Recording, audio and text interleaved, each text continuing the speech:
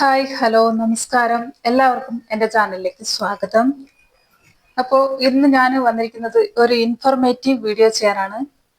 അപ്പോൾ അതെനിക്ക് എന്ന് വെച്ചാൽ അത് ഒരു സീഡിനെ കുറിച്ചിട്ടുള്ള ഇൻഫർമേഷൻ പറയാനാണ്. അതിനെക്കുറിച്ചുള്ള ഗുണങ്ങൾ മാത്രമല്ല അതിനെക്കുറിച്ചുള്ള ദോഷവശങ്ങളും ഒന്ന് പറഞ്ഞു തരണം എന്ന് എനിക്ക് തോന്നി. അപ്പോൾ അതുകൊണ്ടാണ് ഇന്ന് ഇങ്ങനത്തെ ഒരു വീഡിയോ ചെയ്യുന്നത്.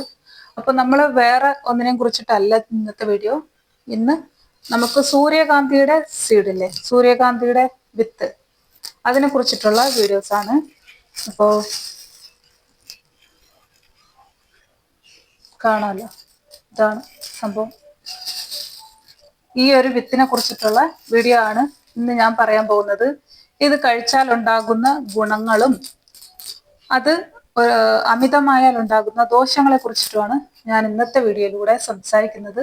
അപ്പോൾ നിങ്ങൾക്ക് ഇന്നത്തെ വീഡിയോ ഇഷ്ടപ്പെടുമെന്ന് തന്നെയാണ് ഞാൻ കരുതുന്നത്. കാരണം ഏതൊരു പ്രോഡക്റ്റ് അല്ലെങ്കിൽ ഏതൊരു സാധനമായിരുന്നാലും, ഇപ്പോൾ ഈവൻ മനുഷ്യനായാൽ പോലും രണ്ട് വശങ്ങളുണ്ടല്ലേ, നല്ല വശമുണ്ട്, ചീത്ത വശമുണ്ട്. ഓക്കെ, അതുപോലെ തന്നെ ഈ ഒരു സൂര്യകാന്തിയുടെ വിത്തിലും രണ്ട് വശങ്ങളുണ്ട്. നമ്മള് ഈ സൂര്യകാന്തിയുടെ വിത്ത് ഒരുപാട് കഴിക്കുന്നത് നല്ലതാണ്, പക്ഷേ അമിതമാകാതെ കഴിക്കാം. ഫസ്റ്റ് തന്നെ ഞാൻ ഇതിന്റെ ഗുണങ്ങളെ കുറിച്ചിട്ട് പറയാം. നമുക്ക് ഇതിന്റെ ഈ ഒരു വിത്തിൽ തന്നെ ഒരുപാട് എണ്ണ ഉൽപാദനം ചെയ്യുന്നുണ്ട്. ഈ സൂര്യകാന്തിയുടെ വിത്തിൽ തന്നെ ആണല്ലോ സൺഫ്ലവർ ഓയിലായിട്ട് വരുന്നത്. അപ്പൊ നമ്മൾ ഇത് ആവശ്യത്തിലധികം കഴിച്ചു കഴിഞ്ഞാല് അമൃതും വിഷം എന്നാണല്ലോ. സോ നമ്മളത് ശ്രദ്ധിക്കുക.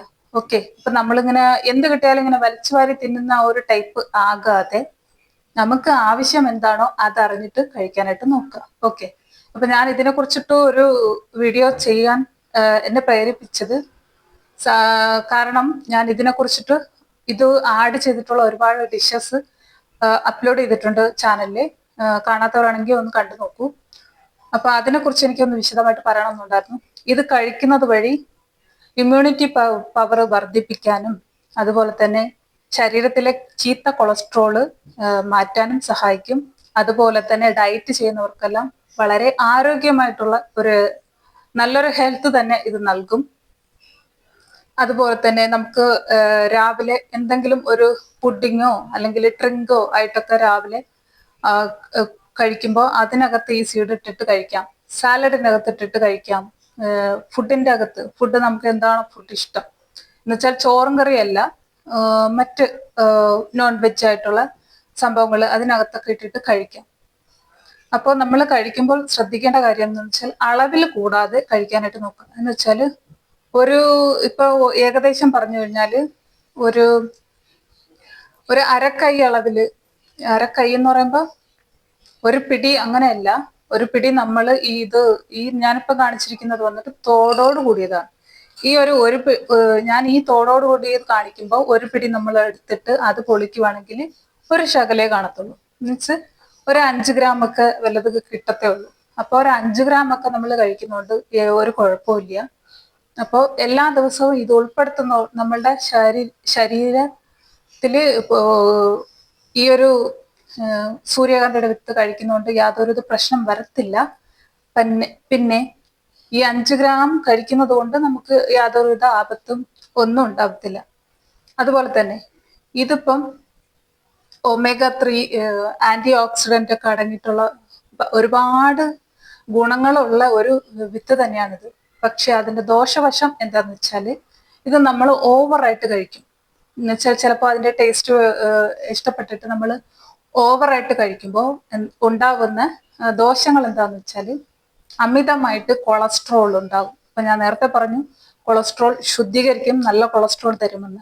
ബട്ട് ആ നല്ല കൊളസ്ട്രോൾ അമിതമായ രീതിയിൽ നമ്മുടെ ശരീരത്തിലേക്ക് കൂടിയിട്ട്,